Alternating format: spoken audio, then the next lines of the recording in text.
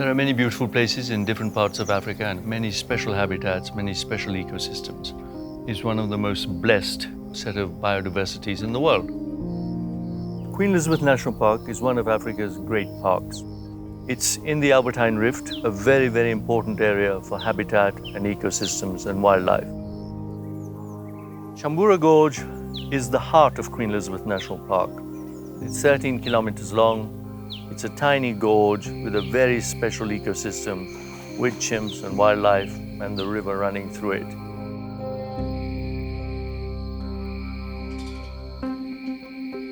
The future of the chimps is even more threatened because it's such a tiny, isolated community. There are 27 chimps today in the gorge that are isolated from other neighboring forests. Previously, they were connected to them by corridors because the forests connected. Now they don't.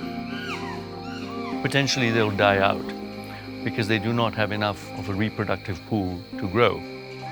If we are to ensure that the great apes survive, we must make sure that they have habitat. This part of Africa, on the border of Rwanda, Uganda, and the DRC, has some of the most magnificent forests in the world. They're forgotten forests, they're very tiny, but Kyambura is the smallest and possibly the most interesting, with a magical lost world of its own.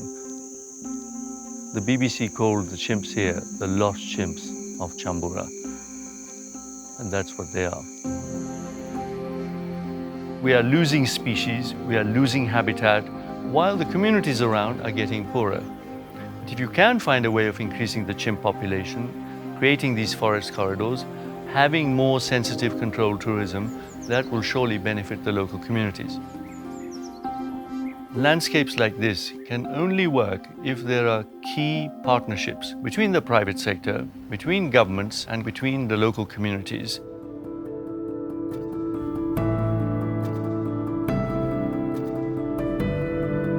We are celebrating 10 years of work putting the Kyambura Gorge Eco-tourism Project together.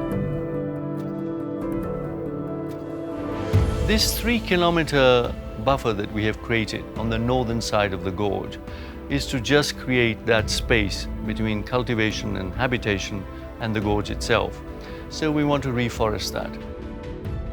All the people who are coming to help celebrate this event will be planting the first set of trees to do that, so that we create a 3-kilometer forest zone on the edge of the Kyambura Gorge.